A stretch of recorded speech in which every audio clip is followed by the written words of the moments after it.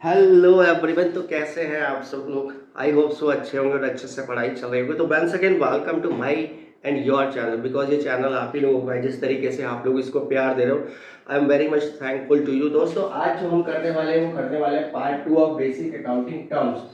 Already इसका एक part आ चुका है और उसको काफ़ी प्यार आप लोगों ने दिया है। उसमें मैंने 5 टर्म्स क्लियर किए। मैं ये नहीं बताने वाला हूँ कौन से, वो जा करके आप देखिए। इस वीडियो में जो है मैं आपको again 5 more liability, assets, receives and expenditure and expense, 5 और बेसिक अकाउंटिंग टर्म्स जो है बहुत इंपॉर्टेंट है, वो क्लियर करने वाला हूँ, जो कि डेली यूज़ में बहुत ज़्यादा यूज़ होते हैं। तो चलिए विदाउट वेस्टिंग टाइम शुरू करते हैं। और जो चैनल पर नए हैं प्लीज़ सब्सक्राइब कर दीजिएगा।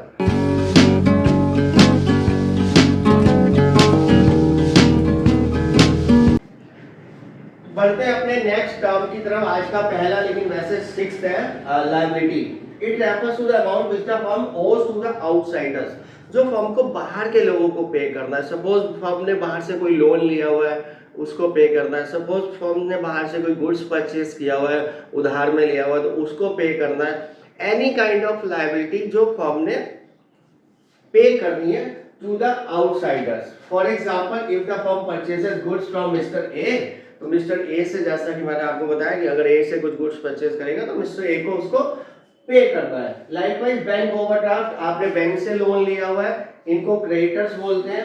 ये वर्ड आप याद रख लीजिए। लायबिलिटी में मेन वर्ड है क्रेडिटर्स, जिससे कि आप बाहर से माल परचेज करते हैं। आगे इसका जो मेन फॉर्मूला है that is liabilities is equals to assets minus capital. इसको आप याद कर लीजिए। लायबिलिटीज कैसे निकलती, जो मेरे पास में एसेट्स हैं उसमें से अगर मैं अपनी कैपिटल माइनस कर देता हूं तो मेरे को ये पता लग जाता है कि मुझे बाहर लोगों का कितना रुपया देना है। तो आप अभी फिलहाल एक चीज याद रखिए, जो पैसा कंपनी ने बाहर देना है उसको हम क्या बोलेंगे आज से?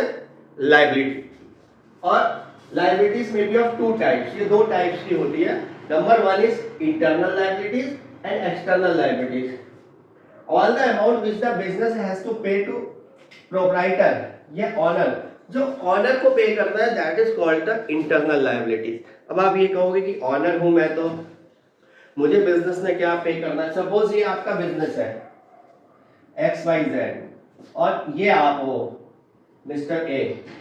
तो आपने कुछ पैसा लगाया यहाँ पे, 1 लाख रुपया लगा के बिजनेस को स्टार्ट किया। आपने 1 लाख रुपया लगा के बिजनेस को स्टार्ट किया, तो आपने कुछ सोच के तो लगाया होगा ना। तो बिजनेस आपको अपने से अलग मानेगा और बिजनेस ये मानेगा कि जल्दी से जल्दी, जितनी जल्दी हो सके, मैं ये 1 लाख रुपया आपको रिटर्न करूं by the way of profit या बाय द जैसे भी करके। तो बिजनेस आपको, आपका बिजनेस है, तो आप ये नहीं कह सकते कि मैं जब मर्जी जितना मर्जी रुपया निकाल लूं। आप भी एक आउटसाइडर ट्रीट किए जाओगे। तो जो आपके लिए लायबिलिटी होगी वो इंटरनल लायबिलिटी होगी, बस डिफरेंस ये है। और जो एक्सटर्नल लायबिलिटी वो है जो कि बाहर के लिए है।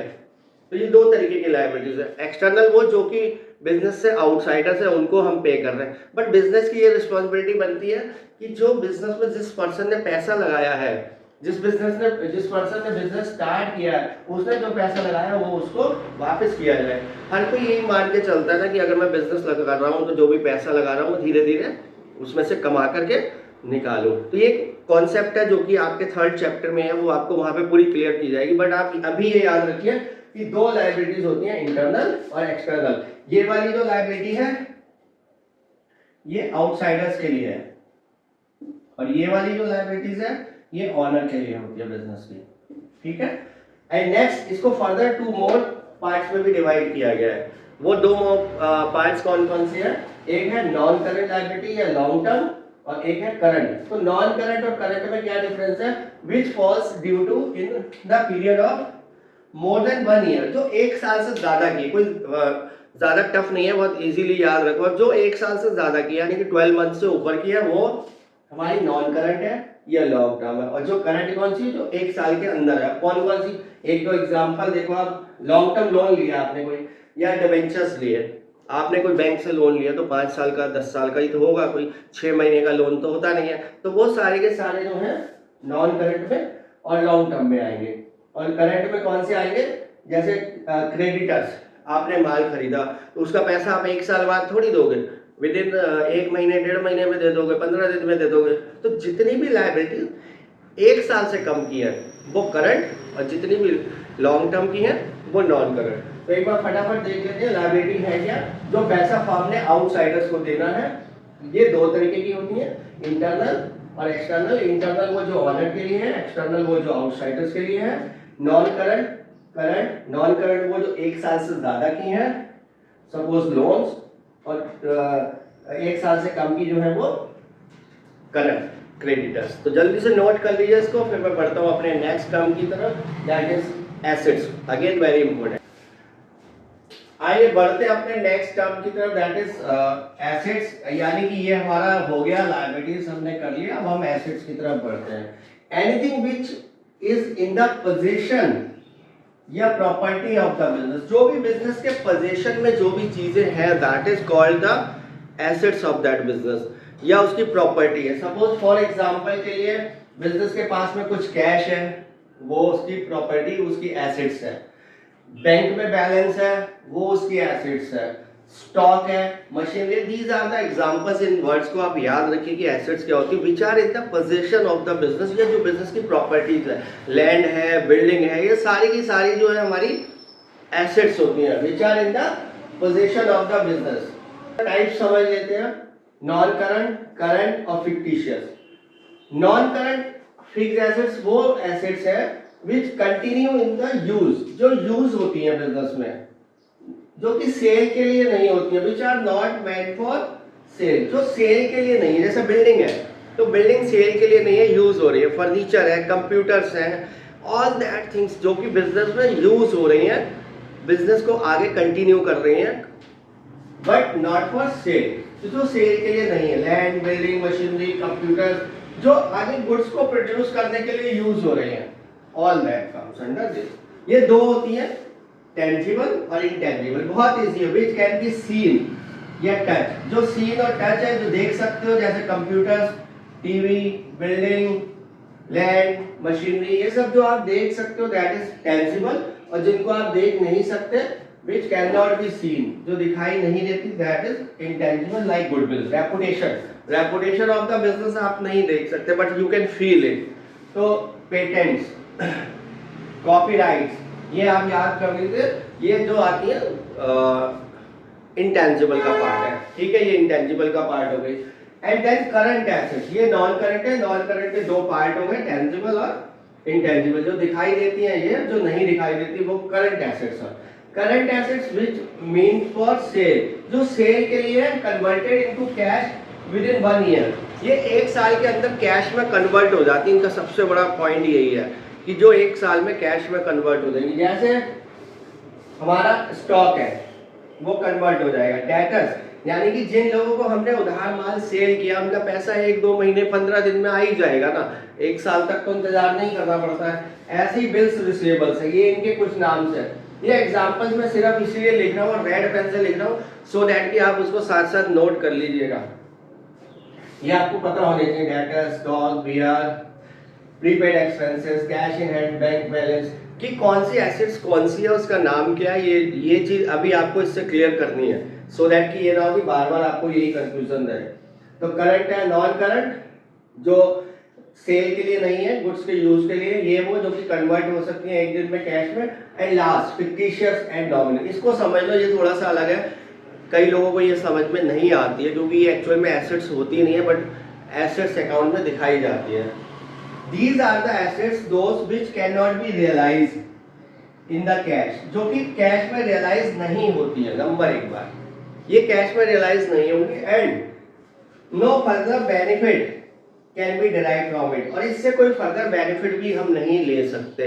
जैसे सपोज एक एग्जांपल के लिए लेते हैं, प्रॉफिट एंड लॉस का डेबिट बैलेंस चल रहा है, हमारा डेबिट यानी हमें लॉस जब हो रहा है, तो वो एसेट्स में दिखाया जाता है, बट उससे हम फर्दर कोई बेनिफिट नहीं लेते, क्योंकि वो तो ऑलरेडी लॉस है और उसको हम कैश में भी कन्वर्ट नहीं कर सकते। तो एक एग्जांपल ये बहुत अच्छा है, याद रखिएगा, debit balance of the profit and loss account. एक एग्जांपल और दे रहा हूं मैं आपको, एडवर्टाइजमेंट एक्सपेंस। इसमें बहुत ज्यादा आता है, बहुत ज्यादा। कंपनीज क्या करती हैं, वो एक साथ एडवर्टाइजमेंट में बहुत अच्छा पैसा खर्च करती हैं, जो बड़ी बड़ी है, जैसे टाटा है, सैमसंग है, एलजी है। अगर वो सारा का सारा पैसा उसी समय पे ट्रांसफर कर दे प्रॉफिट एंड लॉस अकाउंट में, तो उनको लॉस हो जाएगा। तो इसलिए वो क्या करते हैं, उस पैसे को फिक्टिशियस एसेट्स करके शो करते हैं, कहाँ पे, अपने एसेट्स अकाउंट में, और धीरे धीरे करके प्रॉफिट्स में से निकालते हैं अगले 1, 2, 3 सालों के अंदर। तो इनको हम बोलते हैं fictitious assets which can not be realised in the cash, no further benefit can be derived from it. तो इसको नोट कर लीजिए फर्स्ट सेकेंड, सारा का सारा हमारा सेकंड भी निपट गया। अब मैं इसके बाद में आपको थर्ड पार्ट करवाता हूँ, रिसीव्स एंड देन एक्सपेंडिचर। छोटे छोटे से हैं, ज़्यादा बड़ी वीडियो नहीं होने वाली है आगे, तो आप फटाफट इसको नोट करिए, जितनी जल्दी आप करेंगे उतनी जल्दी मैं कंप्लीट कर दूँ। तो आइए बढ़ते हैं अपने लास्ट टॉपिक की तरफ, that is receives, expenditure and expense. इसी स्लाइड में मैं तीनों क्लियर कर दूंगा आपको। तो रिसीव्स जो है कुछ भी पैसा आना, रिसीव्स नाम से पता चल रहा है पैसा आना, कहीं से भी कैश रिसीव होना। बट ये दो टाइप्स का होता है बेसिकली, जो हमें कैश रिसीव्स होता है, एक कैपिटल एंड रेवेन्यू। ये डिफरेंस समझ लो बस आप। Any receives by which reduction in the value of assets, fix assets. आपने कोई लैंड बेची, आपने कोई अपना कंप्यूटर बेच दिया, या आपने कोई अपना फर्नीचर बेचा, कोई भी आपने अगर अपनी एसेट्स बेची तभी तो पैसा आएगा आपके पास में। तो वो कैपिटल रिसीव्स है, क्योंकि आपने अपना एसेट्स को बेचा है। And secondly increase in the liabilities, या फिर वो लायबिलिटी, दो ही कॉज होंगे, या तो आपकी एसेट्स कम होगी क्योंकि आपने बेच दी, या फिर आपकी लायबिलिटीज बढ़ जाएगी। लायबिलिटीज बढ़ेगी कैसे? आपने लोन ले लिया, आपने लोन लिया बैंक से 5 लाख रुपए का लोन लिया, तो पैसा तो आया आपके पास में, लेकिन आपकी लायबिलिटीज बढ़ गई। तो ये दो ही तरीके की होती है कैपिटल रिसीव्स, आइदर तो पैसा एसेट सेल होती है या फिर लायबिलिटीज आपकी बढ़ जाती है। तो इसके एग्जांपल में आप यही याद रखेंगे, amount received from the sale of fixed assets या amount received as a loan. तो ये दो ही इसके मेन है। रेवेन्यू रिसीव्स कौन सी है? एनी रिसीव्स where there is no reduction in the assets, assets का कोई रिडक्शन नहीं हो रहा और ना ही कोई लायबिलिटीज बढ़ रही है हमारी। तो जहां लायबिलिटीज नहीं बढ़ेगी और एसेट्स का भी रिडक्शन नहीं होगा, वो कैसे? अब आप सोच रहे हो कि ऐसा कैसे पॉसिबल है, पैसा कहां से आएगा? अरे भाई आप गुड्स भी तो सेल करोगे, गुड्स सेल करोगे तब पैसा आएगा ना। कमीशन रिसीव्ड हुआ आपको, डिविडेंड रिसीव्ड हुआ आपको, इंटरेस्ट रिसीव हुआ आपको, इनकम के तो कई सोर्स होते हैं ना, फीस रिसीव्ड हुई, कोई चार्जेस रिसीव्ड हुए। अगर कोई फिक्स एसेट्स कम होके या लायबिलिटीज बढ़ के आ रहा तो वो कैपिटल, अदरवाइज वो रेवेन्यू रिसीव्स है। अब एक्सपेंडिचर को समझ लेते हैं। एक्सपेंडिचर क्या है? जहां पे आप पैसा खर्च करोगे। उसमें तो आ रहा था दो तरीके से आ रहा था, खर्च करते समय भी दो तरीके का होता है, कैपिटल या रेवेन्यू। अगर आप कोई एसेट्स खरीदोगे तो वो कैपिटल एक्सपेंडिचर है आपका, income on the acquiring the fixed assets. अगर आपने कोई फिक्स एसेट्स खरीदी सपोज, तो आपकी एसेट्स बढ़ी, आपका पैसा गया और आपकी एसेट्स बढ़ी, तो वो कैपिटल रिसीव्स है। या फिर आपने कोई लोन पे कर दिया, जो लोन आपने लिया था पहले उसको पे करा, तो वो भी तो एक तरीके का आपका एक्सपेंडिचर हुआ, लेकिन उससे आपकी लायबिलिटीज कम हो गई। तो ये दोनों इसमें आएंगे।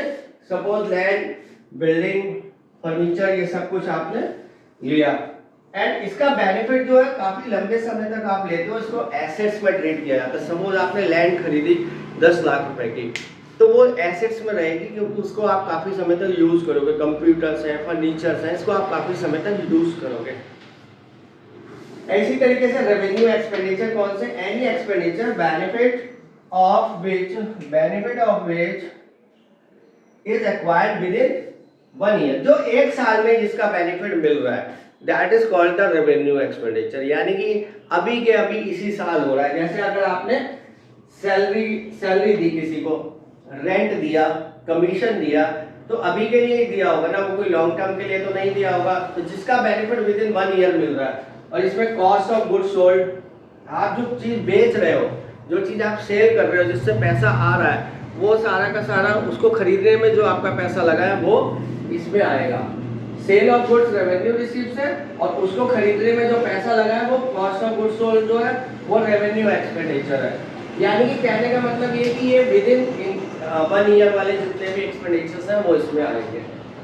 इसमें लास्ट है बस डेफर्ड रेवेन्यू एक्सपेंडिचर। ये बहुत ज्यादा कंफ्यूज करता है, क्योंकि ये एक्चुअल में डेफर्ड के आगे रेवेन्यू भी लिखा है और एक्सपेंडिचर भी लिखा है, तो बच्चों को समझ में ही नहीं आता कि ये रेवेन्यू है या एक्सपेंडिचर है। तो मैं क्लियर करता हूँ, बहुत शॉर्ट में इसको देख लीजिए और हमेशा के लिए आपका कंफ्यूजन दूर हो जाएगा। Those expenditure which are revenue in nature, जो नेचर से तो रेवेन्यू है बट है एक्चुअल में क्या है, एक्सपेंडिचर है, और इसका बेनिफिट आपको नंबर ऑफ ईयर्स तक मिलता है, बहुत समय तक मिलता है, इसीलिए इनको डेफर्ड रेवेन्यू एक्सपेंडिचर कहा जाता है। कैसे?